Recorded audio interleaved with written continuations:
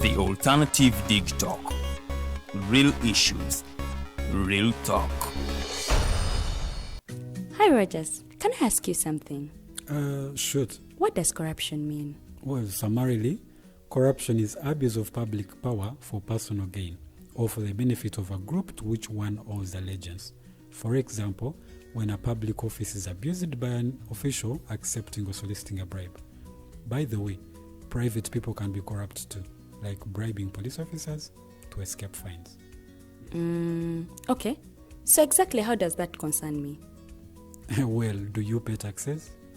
I guess, yeah. What does that have to do with this? Everything. Because those taxes you pay are supposed to facilitate services you use, like water, electricity, roads construction, medicines in hospitals, name it. Okay, that is much bigger than I thought. But it can be stopped, right? Well, yes it can, although it may not be as easy as it sounds. And here is the reason why. Corruption roots are grounded in our country's social, political, economic, bureaucratic traditions and policies. So, what has kept it going this long? I mean, why don't we stop it? Well, the main reason why it has been here for so long is because institutions are weak, either as a result of poorly defined ethical standards of public service, weak administrative and financial systems, or ineffective watchdog agencies. What can we do to stop it? At a national level, we must focus on strengthening the independence and effectiveness of public institutions that fight corruption. At a personal level, we must commit to never giving a bribe. I promise I'll never give a bribe. Well, that's a great decision you have made. Me and you now have to spread this message to all our friends. If we all do our part, corruption will be no more. This message is brought to you by Alternative Digital. Hey Teddy, have you noticed how little attention science and health issues get in the media? Totally, Edgar, yet science information is very important. Yeah, for sure. That's why the Health Journalists Network is here. How can they help? They are a group of journalists dedicated to advancing public understanding of healthcare issues through impactful reporting on health and science. Oh, really? Yes, they meet up every month with scientists and researchers, policymakers, and activists at the Science Media Cafes. They then relay what they discuss to the public. Does that benefit us? Oh yes, very much so. This helps with health and science literacy for a healthy Ugandan society. Okay. I love getting informed about science and health issues. Health information makes all the difference between life and death. I'll look them up and engage them. That's great. They are based all over the country. Oh, okay. That's interesting, and they should be making real impact. They are empowering health communities through journalism. Journalists can save lives just like doctors.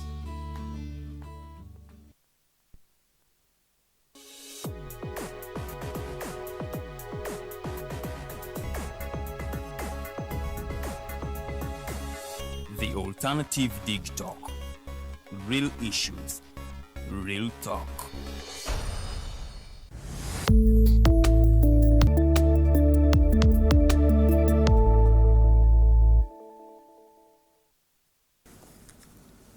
From the reliable sources, I gather that Council Tumusime Kakuru has been given a police bond. Had been, I think, on his, I can't call it a charge sheet because it hadn't reached the state. It had been arrested over public nuisance. Away from that, of course, he had gone alongside Council Aaron Chiza, to Musime Kato and others to Honorable Chagulanyi's home to ascertain what exactly is happening at his place. And by morning hours, I think 2 or so of them had been arrested and dropped to Kasangati police station. Gladly, he's been given a bond. But away from that, there are some highlights, but of course, let me begin with Professor Rogers Wargayomwe, and kindly our producer, you could help me give us that summary of the president's speech in Gulu so that he can refer to it and he gives us what he thinks of it. Then I'll come back to Honorable Awich Pollar with the specific questions in regards to the submissions of the two gentlemen. To reread the highlight, and of course it's a courtesy screenshot from NBS, our sister rather media house, if I should say. And they quote the president as saying, "We are here to shame the devil who operated through people like Idi Amin. Amin made mistakes. First of all, he imposed himself as our leader. At that time, I was in the president's office serving as a research assistant." Professor, you are even beyond a research assistant. Okay, tell us, what do you have to say? Put it on again. Production, please. I know Honorable Awich doesn't want it to be put again, but it's okay. Me, I want it to be there. Okay, Honorable Awich also wants it to be there. In this same program, yes. remember, sometime I told you, Revelation 19:19. I told you the devil operates, yes, in leaders. So I only just pray. And that's why I ask President Museveni to in future reflect, because another president could use the same words. We are here to shame the devil who operated through dash and made many mistakes. First of all, he imposed himself as our leader. At that time, I wasn't yet born. I was a professor in Uganda. So, really, I told you this, that the devil operates through leaders. And in that Revelation 19:19, it was in this studio, and you good enough the president used. He says that, it says in Revelation 19:19, that the political leaders, together with the religious leaders, disappoint the country. We saw it in campaigns where religious leaders, and I'm even disappointed because most of them were some Pentecostal leaders. And some, I give credit to the mainstream, I think they noticed that the direction was getting, they withdrew a bit. But some of these people should not even go to celebrate, it's a mockery to go to celebrate Mass of Jana and Ruum. They would have been tear gas today, because some of them are not worthy to talk about Jana and Ruum when they cannot walk, at least try to walk in his shoes. The religious leaders have let this country down. They have betrayed, they have gone with handouts, and one time we'll have this conversation with them in heaven, because they are the biggest betrayer. Because they would act as arbiters, referees. But they've gone with handouts, and they've forgotten the role, my mentor, which talks about of rebuking government leaders. They know what happened. They know what took place. They know the theft. Let them come call the president and speak in, if they are those prophets we are talking about. Let them not just go to celebrate and then betray. We've had religious leaders, yes. Father Gaetano. We've had Ondama, you're talking about, we give them credit. Remember one time we had Bishop Nyengeye. But, and some other few, including, I wouldn't say credit because controversial, we've had fathers even who have been in and out, but what we are talking about is these religious leaders who are being talked about in Revelation 19, who are standing with the oppressors. In the same president's speech, who says they come like the devil, they stand with the devil to punish, and they impose themselves on us. And they have no kind word. When they are in State House, they are just asking for handouts, and they are not playing their role. Someone with 71+%, how could he have imposed himself onto you? No, you haven't said for my safety. But no, I'm not even talking about the percentage. I'm talking about the acts which they see on a daily basis, and they don't condemn. When you see them doing mass, when the leaders, and I'm not saying only the President Museveni, but when these people like the honorables, the speakers, they are there just taking their money, stealing their money, and they are not telling them what God has for them. And in any case, they are not helping the country, and they are not helping the leadership, because these people, when they are on the run, like we are saying, No, he I said don't, he's not. They're I not don't yet know what the running. religious leaders will be saying. So we are disappointed by the religious leaders. I would want them to take caution from Honorable Awich, to be neutral, to say it as it is, because the Bible says we are the salt. If now the salt loses The test. taste, now where do we run? Because we cannot run to iPod, we cannot run as much as possible. Even as people are disheartened, as people are desperate, they still go to church, then they still send their children for education.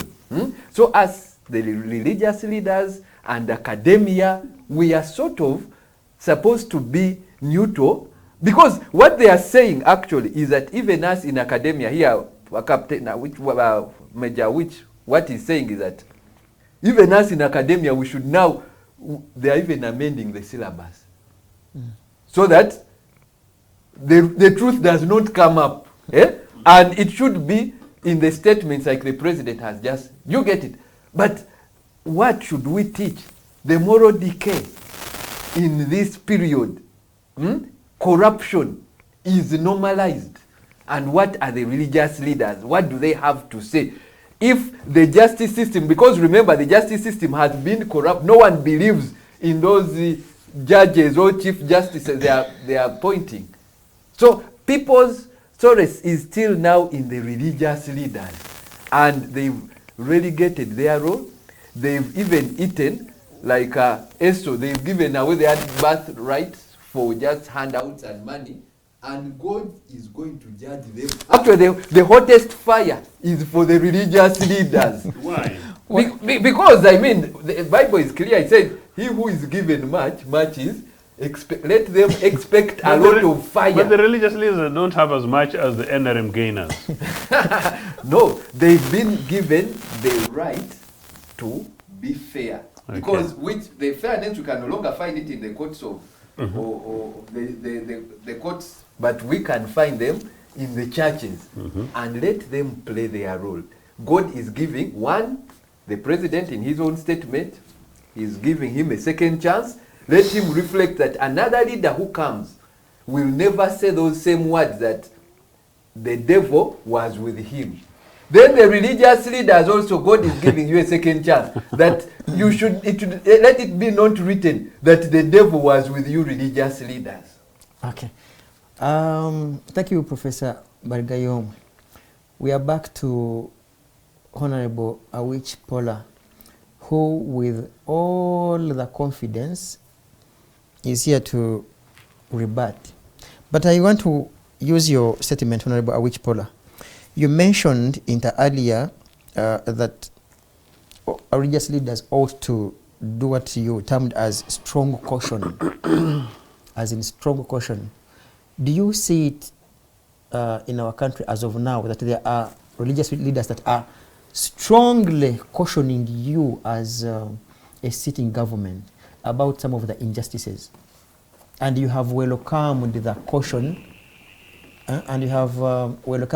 caution, in good faith and moved forward and or acted towards their advice? Because the last time I remember, the president has always said, yes. First, let me start with the statement that was put on the screen. Can our producer bring it back? You okay? Yes. Okay. Bring it, roll it back. Let's have this read by the senior NRM. Now, the first paragraph, which says that the devil operated through a mean, is very correct. Because Amin's actions were very extrajudicial. I don't even know up to now where the country, not the military, because it was not what you call service offenses. I know we had our conduct in NRA, which were service offenses, to guard us in the army, which would make us put our soldiers to firing squad, but not civilian. If a civilian that did something, he would go to the ordinary civilian court. But our firing squad was for the military. Now, Amin's firing squad was for the ordinary civilian. We know the list of people he killed. Then the extrajudicial, which were killed quietly. So the whole world condemned it. And above all, he lacked the support, and that is why his government collapsed. Because as I keep saying, if Amin had the support of the people, not even Tanzania would overthrow it. Not even the army of Tanzania with combined exilees from Uganda. So it is a consensus and agreed position, even the Congress, that Amin, devil operated through him. Now, paragraph 2. Is that true, Mr. Awich? Sorry, Yeah. Amin operated under a devil? Okay. No, the devil operated through under Amin. And there is another very important devil. Yes. Actually, I was trying to read that, but I don't think Mr. Museveni referred to it. I wish you just answered yes, so Yes. that I No, continue with no, my No, I'm helping Now, with if that. No, community, if you don't mind, because you're making a very important point. Because the analysis itself is actually generally quite good from that perspective, because people would not have seen from that. There is another element, and that is the other devil that overthrew the government was imperialists. You know, Anglo-Americans, So Anglo-Americans, yes, devils. Anglo-Americans actually used Amin, you know, and told Amin, because Amin did not plan to overthrow, and since we're having this discussion, is very important. Amin did not plan to overthrow the government. He was encouraged to There's overthrow another the foreign government. devil. Yes. So Okay, there you yes. go, yeah. But also in the specific case of killing Luum, That's the devil. devil used him. Yeah. Leave alone the overthrow. So it was agreed that Amin's government was unpopular, and it was Satan using him. Now, Producer, paragraph 2. Producer, I think let's have the screenshot. let's and have paragraph 2. interpret the paragraph I think 2. paragraph 2 is what Rogers would have had issues with. Paragraph 2, that he he imposed himself, because as it our is leader. true that it is true He imposed that himself. the first government of Museveni, legal notice number 1 of 1986, was which wrestled power from the government of Lutwa to the Museveni, was through a force of arms. Imposed themselves. Yes, and Imposed that is themselves. it. That is what maybe to that extent that Rogers would say it, he imposed himself, but not the subsequent. Now, to that, the justification has been, President Museveni has explained that we told the government then that we should negotiate, we should talk. Government refused, and therefore he had no option than to take arms, revolutionary arms. Now, to show that he did not impose himself was the popularity of the fighting. It is a well-known fact that NRA was enjoyed popular civilian support, and that is why it was In Buganda. And if it didn't have that support, again I repeat, they would not have overthrown, they wouldn't have captured, or we wouldn't have captured power if NRA didn't have the support. So to the extent that legal notice number 1 was acquired not through a vote, you can say You imposed he imposed himself. But the justification for that imposition is there. The popularity of the struggle and the no option after that. So paragraph 1, it's okay. Paragraph 2 is debatable, but it is explainable. I like the lawyer in him. Yes, paragraph 2 is that legal notice number 1.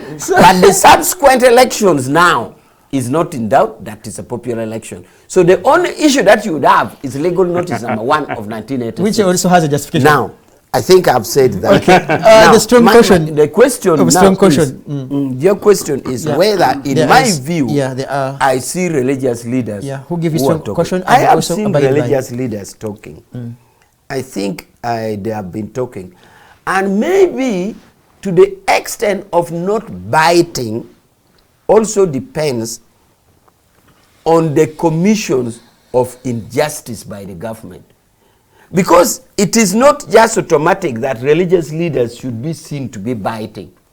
If the government in power is not openly injustice, then the religious leaders would also not be seen to be biting. But I've seen religious leaders talk about corruption very strongly in churches. I have heard in Tagali saying that NRM should apologize. And later, the MP was shot, was called who? The yellow MP. Which one? Abiriga. Yeah. Abiriga even had issues to say, why would Ntagali said NRM should apologize? It should be Ntagali to apologize.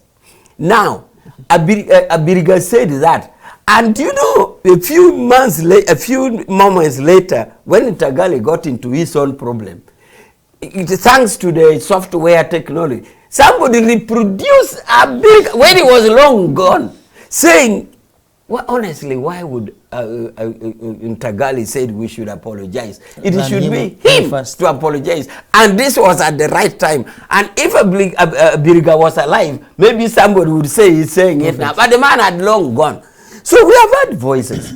We have had voices condemning. How far have you acted towards such voices? It has been hard. Due attention has been given to it.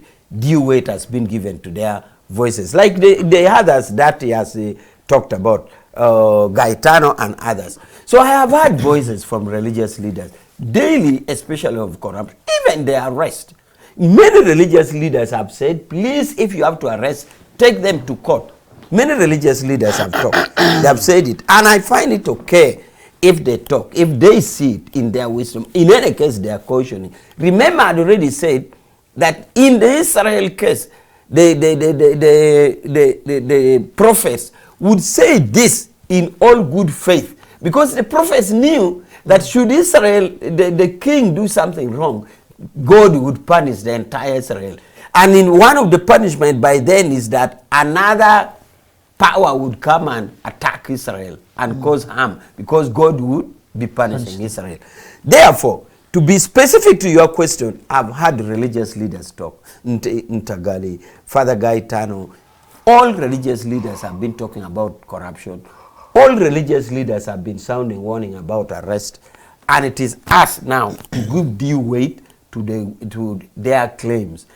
If their claims is unfounded, you can also discount to say, no, you are talking this, it is unfounded. And to show you that religious leaders have been talking, even you could hear voices from government sometimes because of the squeezing where government comes and says, you know, you should separate roles, your role is this, your role should not be this. That in itself shows that religious leaders have been talking. Because if they were not talking, why would there be that discomfort and leading to saying separate the roles? So, to be specific to your question, religious leaders have been talking, and I strongly believe that their views should be given due weight and assessed accordingly. Thank you, Honorable Awich. In a few seconds, I'm calling for some brief clip, and I know the three of you at least have some bit of understanding of the Luganda. But before I call it, there is a rumor, and which may, to some people, may literally be interpreted as a fact, that there is some bit of a conflict between the Catholic Church and the NRM government. Do you, have you heard of such a rumor? And in most of your national events as of late, is a way they kind of distance themselves. Have you, is it because they fall into the other docket of those who strongly caution you? Honorable Awich? I'm not aware. Okay.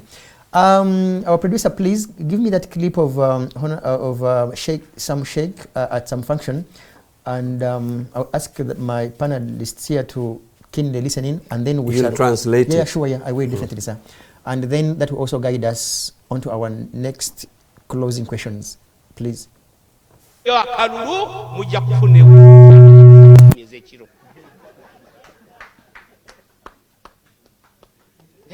Batubye bababbawa nga temulina bantu. Omusajja akulembedde emyaka oyinza omwepankirako. Ate tagezesa President Museveni tagezesa akalulu wawayi akanoonya teyeebaka. Naye andibadde agamba nti akaneebake naye teyeebaka. Anoonya kalulu. Abantu abafunye. Abagenda omuwa. Electoral Commission yaffe. Amagye gaffe. Emundu fe tuzirina, esente fe tuzirina, nga dawo nti simanyi ove from nowhere nti otwala buyinza otye, tosobola. Wallahi tosobola. Tosobola, Sheikh. Kati mwe abavubuka naddala abasiraamu tebabalimba. Simanyi nti akalulu kalonde okakuume onookabala nga kubala temukwongerako. Kalonde kakuume, kalonde kakuume. Ekakuume okalekaawo ffe tukatwale tukole ki?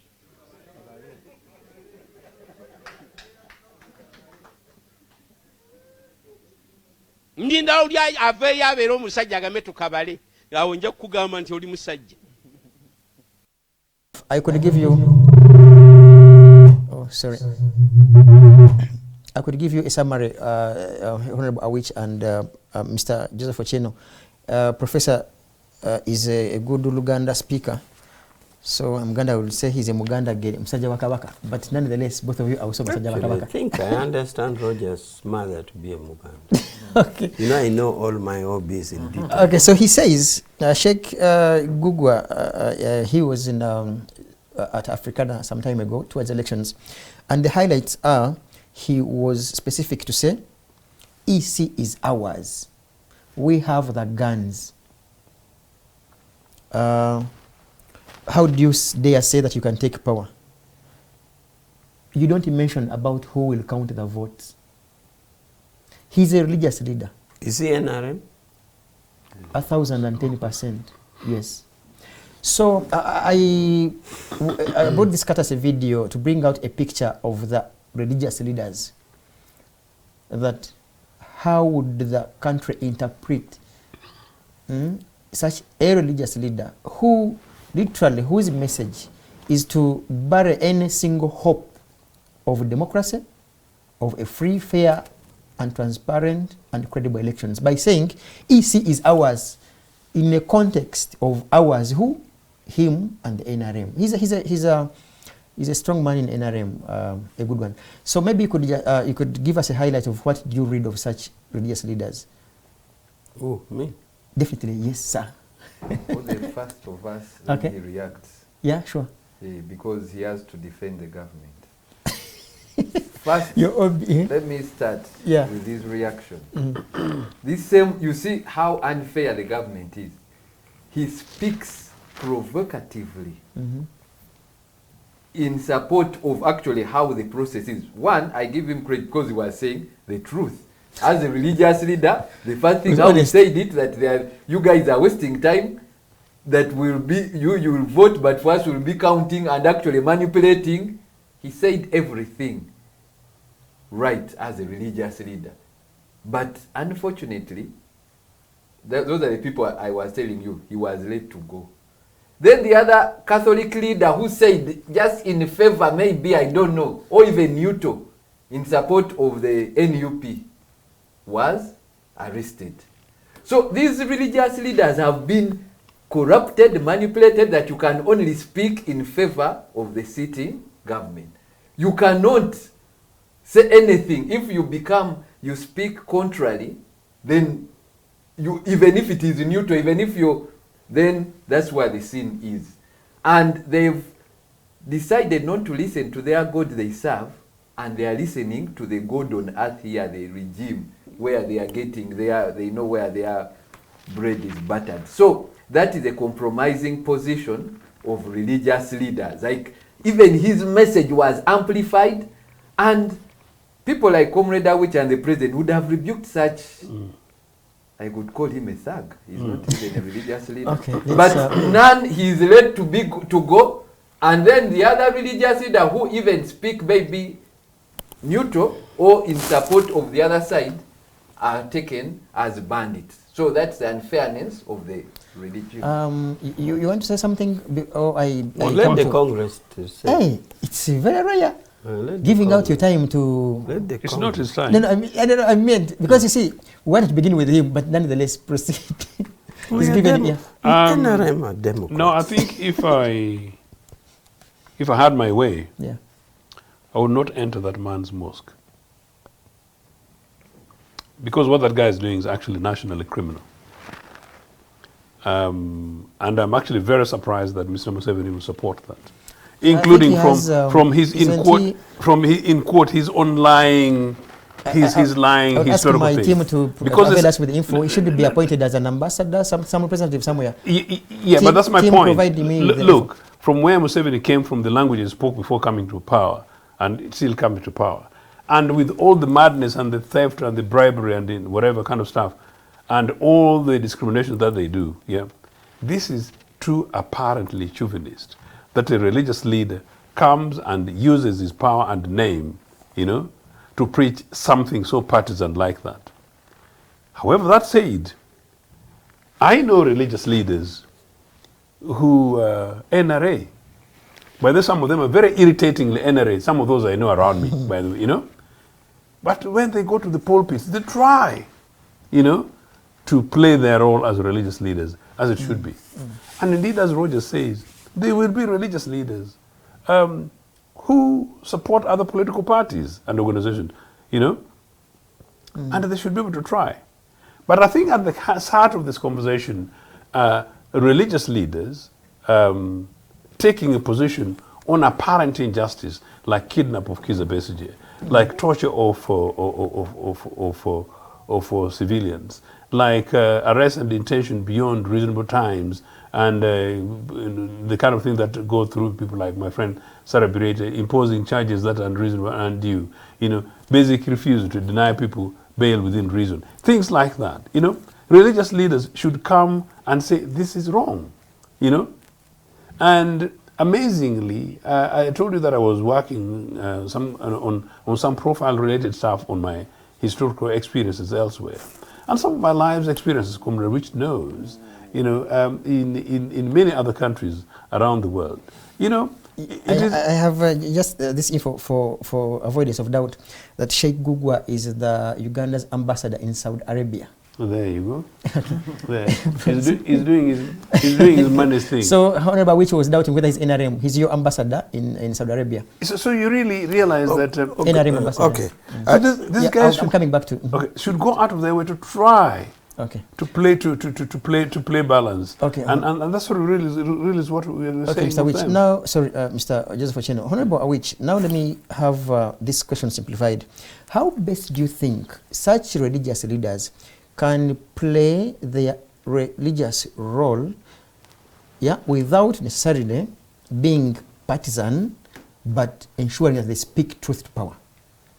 Because sadly, you may not have picked the entire message that he has in Uganda. Yeah, sure. But to be honest, like Professor said and Mr. Joseph Ochieno said, it was kind of provocative, very annoying to people that he was addressing. How dare one say, we have the guns, we count the votes. So how can we have religious, drawing a line? They play their role. Now, first of all, I was thinking, I'm a Catholic, but I'm not a religious leader. So I was wondering whether this man is not a Muslim, but not a religious leader.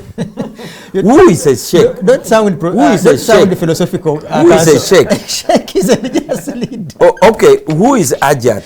I think Ajat is just someone who goes to... Can I really develop my point? Yeah, I want to say, I was thinking that this guy is a Muslim, but not a religious leader. Just like I am a Catholic, I am baptized, I am confirmed by the bishop, but I'm not a religious leader. So if I spoke somewhere, somebody should not mistake me for being a religious leader. I am a Catholic, I'm a Christian. So I'm not sure whether this man is a religious leader. If my thinking of a religious leader is somebody who owns a mosque, or a religious leader is somebody who owns a church, who in our language said somebody who has a flock, he looks after, he has his sheep, okay, at a parish level. So I don't know whether this man is a religious leader or not. Otherwise, if he is not, then we are blaming religious leaders for a mere Muslim, but not a religious leader. Okay? But you should have, in any case, should have brought Mujingo because he says similar things. Now let's assume he is a religious leader, not a mere Muslim. Let's assume he's a religious leader. Or then let's assume now that is even ambassador. He is not even. I really want to disassociate myself from what he's saying. That is not the thinking in plot 10, and that is not even the thinking in State House. It is his own things. He should be arrested. And this is the overzealous cadres that bring us problems. Yeah. Because if I know the way I worked in this campaign, and if I had at the back of my mind what this man is saying, I would have slept. I can assure you. Listen, Norman. Yeah, sure. I am the first person to conduct this campaign. Yeah. Why? Yeah. Because we had zoned ourselves as directors. I was given Lango. President Museveni simply launched a campaign in Luero. Not started a campaign. He did not campaign. He went to. That is why he came back to Nakaseke later. So when he launched in Luero, the first campaign was in Amolata.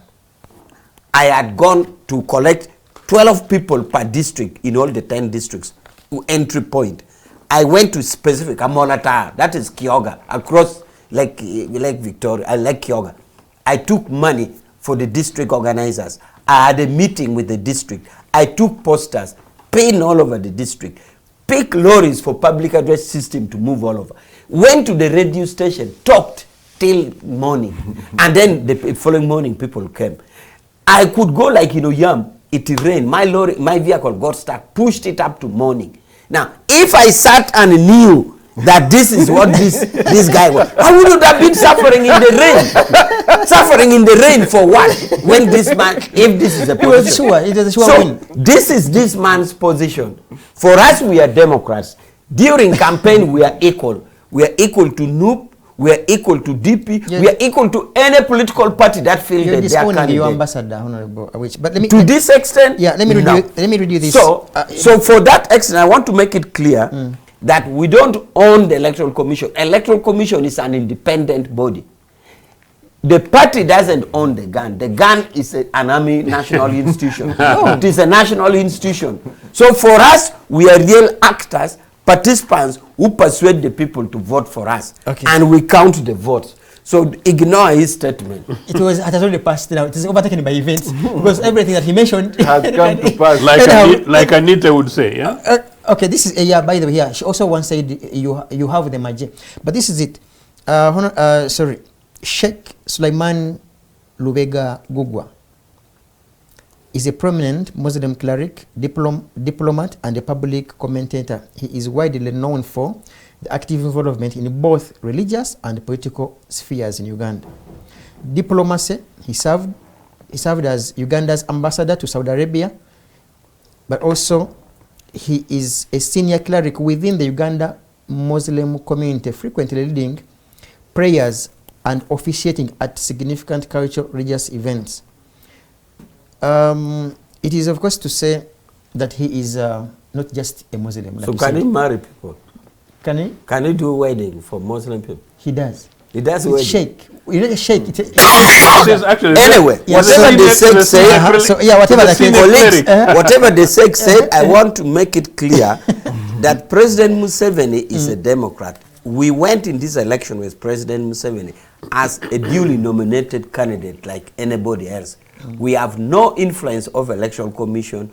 We have no influence over whatever they You have no guns for all we of us. did explain, and that's why you'd see President Museveni struggling to explain, even on the screen, teaching people what he has achieved and making promises and asking votes. And votes are counted by an independent body called Election Commission, not owned by Plot 10, not owned by State House. So Museveni is a Democrat, and that is the line we pursue. Okay. Thank you, Honorable Awich Pollar. We cross to the congressman. You have had, I think let's address the same question. Do you think it is possible for religious leaders speaking truth to power without, in courts, showing the exact side they support? Like in reference to what the gentleman has said. Yeah, it is. And as I said, partly because of time, let me just go straight to it, because it's an obvious thing, and we've said it already, number one. But also number two, there is nothing wrong with the religious leader even being partisan. No, there's nothing wrong with it, because these guys vote. And I don't think possibly would even matter to me. Just like Comrade Awich, I'm a Catholic, you know, and put a disclaimer because we're going to discuss it. You know, we know, I know my various religious leaders up to bishops, and I know some of their leanings, by the way, without prejudice, you know, and that's absolutely okay. The issue is when you are holding the responsibility of the flock, what do you do? By the way, one of the things about which I've been campaigning for a long time, for which Milton Obote was an excellent president, was the president of the Republic of Uganda as the head of the country. You win elections, you may have been voted by, say, 30% of the population, or maybe have a 40% support in the country, but you govern for everybody, like prefects and everywhere else. So what language do national leaders do? And that's why I always challenge, from which I'm sure your leader this time is going to try to make sure that he speaks like a statesman, the policy of them versus us. Milton Obote rarely did that, never did that actually as president, except in campaigns, you know, the them versus us kind of stuff. You govern for everybody. So we know you're a president, maybe of, your background is DP, and you govern for the country. You said, our people, you know? You don't say them versus them. Those who voted badly, they'll never get this kind of stuff. So it's okay. That said, historically in this country, we had religious leaders taking sides. We've debated, and I think let's leave Archbishop Lugum on whether or not he was involved in activities against Idi Amin, and Comrade Rich was absolutely right. But even in the unlikely event that he was, that ideally ought to have been tried and subject to due process. And number two, particularly because the Archbishop of a very politicized church, the Anglican Church is the most politicized church in Uganda, I mean, and I'm just saying this for historians, you know, and it's not a bad thing. In any case, it's derived from the Church of England, which is a very, very political church from the breakup of the Catholic Church. It's not a problem. I think a responsible president, a president of change, would find it very difficult not to maybe house arrest, forgive, and things like that, expose him to the world and trying to check him. You don't necessarily have to kill the guy, even if he did that. And that's basically the message. My Catholic Church officially supported the overthrow of the UPC government. It is on record that the late Bishop Kihangire, of that of Gulu, was the link man with Basilio Okello, you know, to agree on behalf of DP, NRA, we could effectively have other opponents of UPC in this country and foreign forces to overthrow the government. And so it did happen. So that happens. Now, that is wrong. I'm not quite sure how much you do, because I don't know how many people died as a result of the overthrow, and I don't know how many people died between that overthrow and then their friends ended up taking over. And I don't know how many people died since then to today, including those who died in northern Uganda and whatever the case. So blood is really in the hands of those religious leaders, arguably. But in the early 80s, again for the record, Rogers, you need to check this in terms of detail. Guns were once upon a time found in churches, including relating in Rubaga, whether or not it was done with the knowledge of the church or not. I'm trying to be very diplomatic and reasonable about it. You know, yes. But how did the government respond? This is important. So the question is how they responded to such, rather than extrajudicial killings. Precisely. Finally, my own cousin, I think, let me say this, Comrade Awich, the first time when the NRA guys invaded a church away from Idi Amin was actually against my own cousin, Tedo Dongoduka, in a church in Luala in now Kaberamairo district. And the service was on. This is 1980, late 86, early 87, I think. That's how Teddy escaped to Kenya and is in exile in UK until today. Actually, the then MP for Amolata and Deputy Minister for Health. So these NRA guys have done some very strange things. It was found completely unacceptable that soldiers would go into a church, or in this case to a mosque, the place of worship. It's tricky, but these guys have done it. Now, the time Was it a church, or simply because Teddy was a Catholic and this is a local mission, and she was home, and So some of these things are neither here nor there. To date, there are many religious leaders I know, Catholic religious leaders, who are active supporters of NRA. I know them. I know them, and sometimes I feel, whatever. I also know sometimes when today some religious leaders, including my Catholic religious leaders, act in a very apparent way, I'm saying this very deliberately, apparent way, to favor NRA-leaning people, and maybe to look at people who are not NRA in a certain way. I see it because I'm an experienced person. I know Anglican leaders, who do the same. I have been in campaigns that some of which are for my books in future, bishops and non-bishops of all churches, their roles in polity. How do you strike the balance? What is it that you do that your actions may cause a death? Your action may cause a suffering. And your action may just basically be to lobby to expose injustice, to simply say that, guys, let's balance. And your actions may push people like me. You know that I'm the first person to have officially called for a National Truth and Reconciliation Commission as I returned in 2005. But that was officially as myself, but officially with my president in Zambia. It was not accidental. It is simply that we need to deal with this thing, consider the topic. We need to reach a stage where, as a country, we have a national conversation, we heal, we forgive, and reach a stage in which maybe we make life less difficult for religious leaders, so that they do their flock works and people do politics, and then we are not able to put these guys in particular corners. But any religious leader who uses the privilege of their faith to play partisan politics on citizens of Ugandans, I think Archbishop Luun's spirit will think carefully about them, and may they actually examine their conscience. But with the extremes going on today, it is wrong for religious leaders to look aside. And in any case, like Comrade once in a while does, that look, like he's just said it now, that look, that sheikh, disowning, I disown that. Okay. So there's no reason why religious leaders don't come to the pulpit and simply say, no, we don't agree with you on this. Even if you have got a Land Cruiser from the state, and even if you got a few millions through the back door or whatever, and you're a bishop, whatever kind of stuff, you should still tell that president. But he who pays the Sebo. piper. Let's see. Thank you, Mr. Joseph Ochieng. Let me cross to Professor Rogers Bargayoma.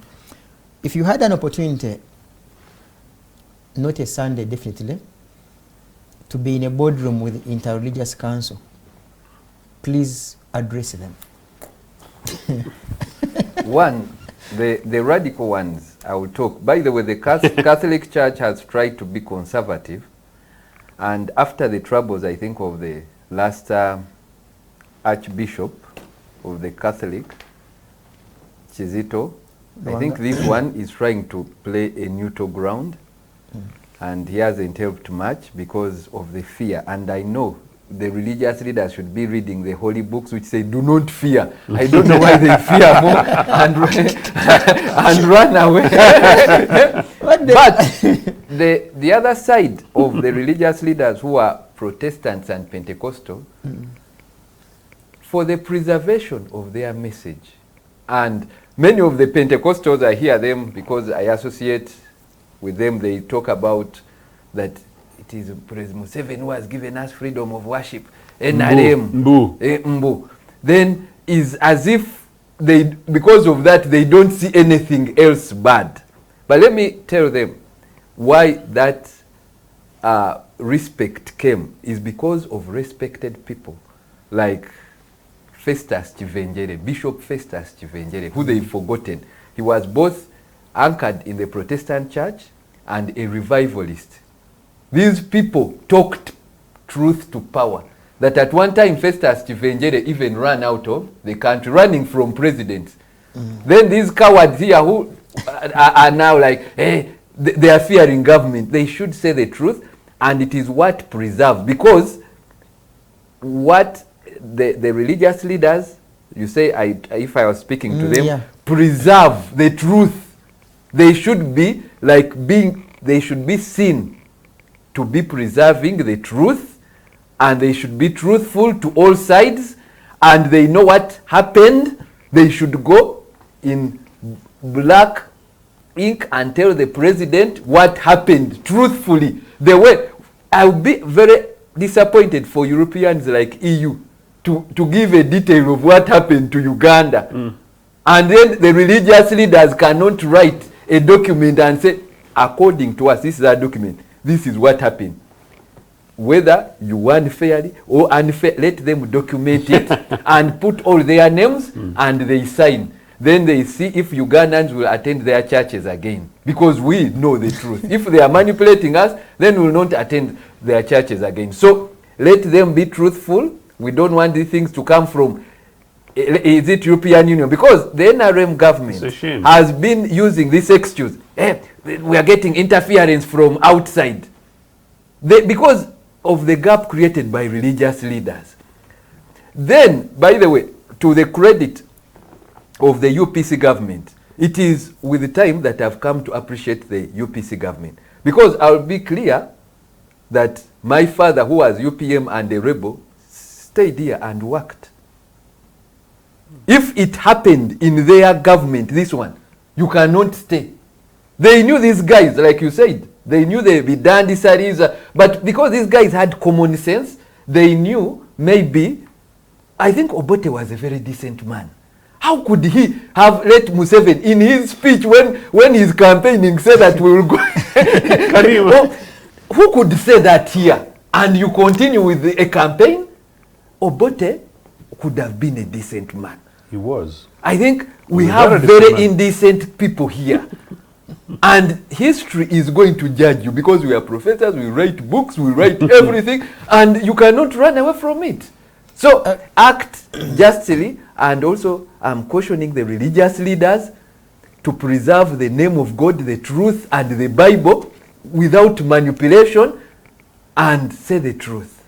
I will give you an extra minute to make your closing remarks, but also in reference to what Mr. Joseph Ochieno mentioned earlier in terms of a call for truth and reconciliation, because all of this takes us through the spiritual war, spiritual, convening, and then like Catholics say, going scenes like, Uganda, when Uganda Catholic would say, and then we reconcile and build the nation.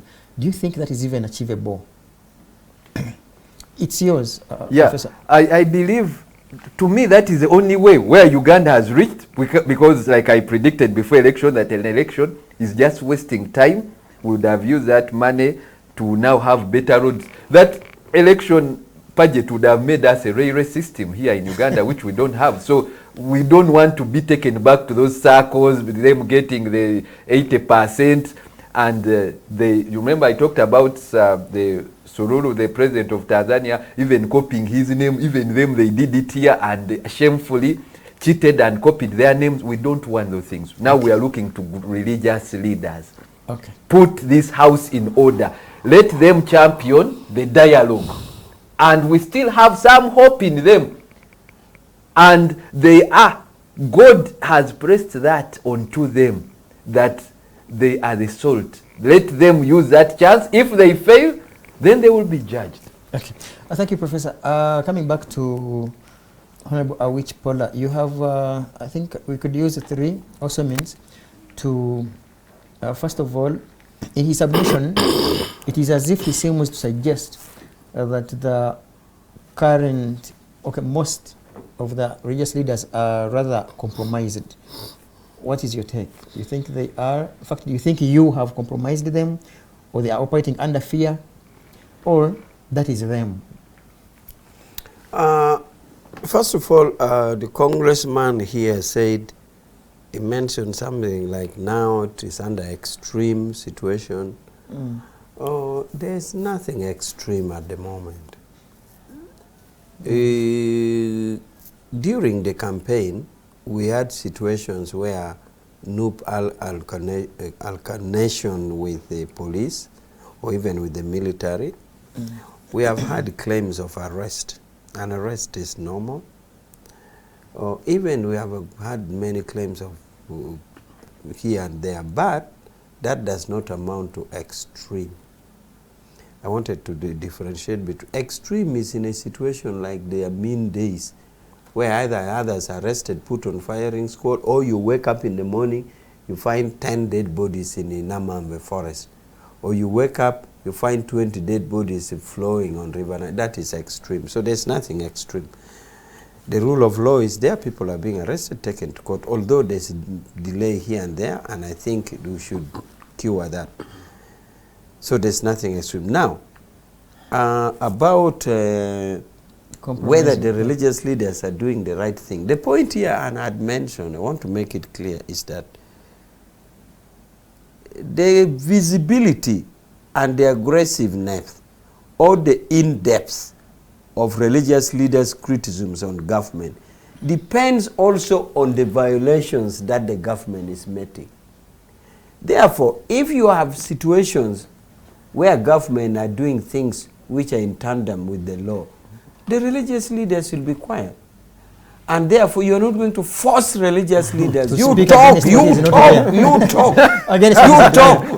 So you judge from there that if somebody is seeing religious leaders as not talking enough, it's because the injustices are also not much enough. So religious leaders, I know they have been talking, but the degree of their slowness is proportional to the injustices. Because they are not going to manufacture injustice. And you want religious leaders, you want religious leaders to go and manufacture injustice and talk about it. So in fact, for me, the way religious leaders are quiet, I use it like evidence. Everything is okay. Yes, also like songs. You know, sometimes I like saying songs are a reflection of society, and it becomes like a subconscious feeling. It's like a dream. People start singing about it. Sometimes songs are not so direct, but if you examine it deeply, it explains, it analyzes the subconsciousness of people.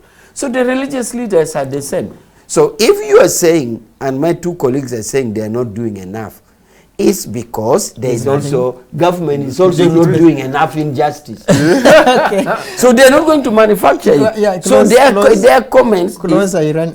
So my closing remark is, today we are remembering Janan Low for the killing that occurred to him and the presumption that he was outspoken against injustice.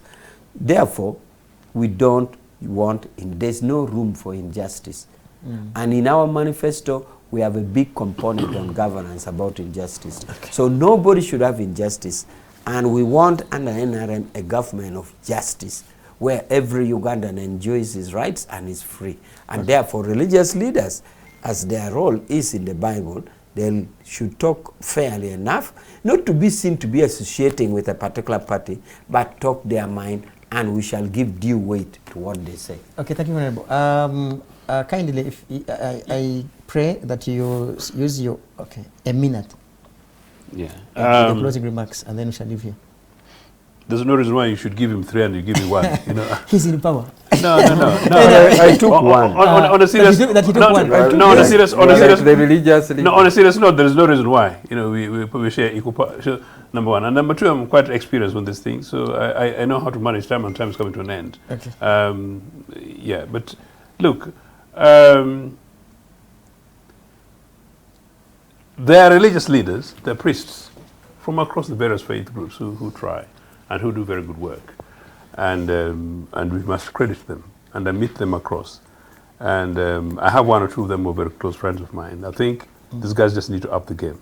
But I'll just conclude in 1 minute with an experience in 1982, when we had an elected government, and we had war in Luweero, and the international community was loud. The international community can be very hypocritical, but we are delighted the EU guys are now saying what we told them, what we UPC told them over the years. Milton Obote as president, this is for Comrade Awich, called for a meeting by the Rogers, called for a meeting of all religious leaders, which would be equivalent to Interreligious Council. I think you guys, Interreligious Council, need to know this. President Obote himself called all religious leaders and the political leaders, including Paul Semogere. Of course, the position was small at the time. Paul Semogere. and said that the campaign of so-called rigged elections and whatever was harming the country and was fueling the rebellion and undermining our rehabilitation effort post Idi Amin.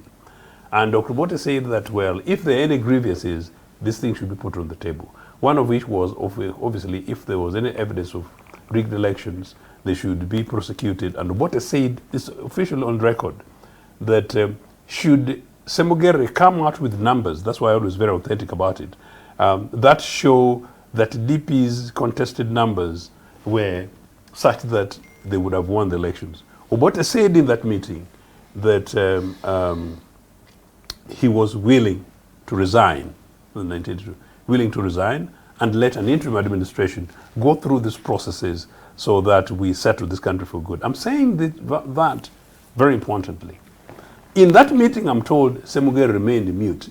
Obote was very strong about it because he told me this again, face to face. He was mute, and Obote was really furious and said, people are dying in Luwero, you know. We are trying to rebuild the country. You're going on with your propaganda and hate politics, you know, when what is at stake is so big.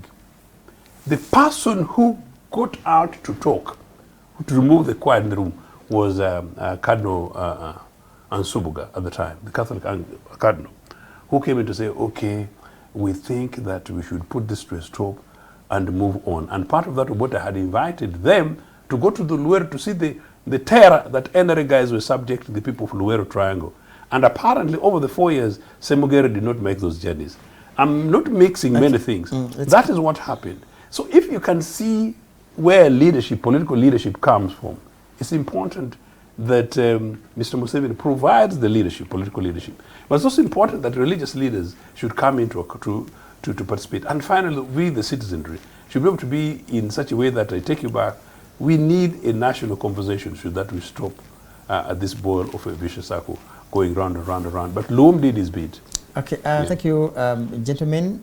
My name is Norman Tumhimbise. We wish to end here, but also as a take home to the three of them, but in particular, Honorable Awich Pollar, is to, who knows, to maybe push the message further in regards to reconciliation.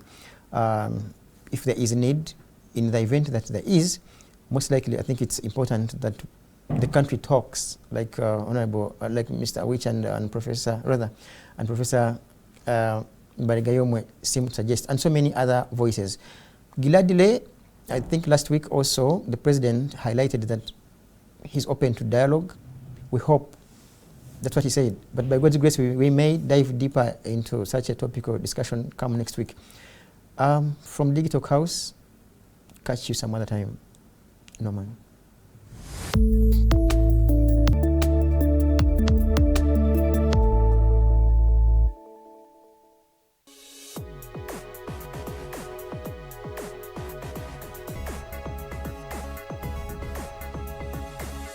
The Alternative Dig Talk. Real issues, real talk.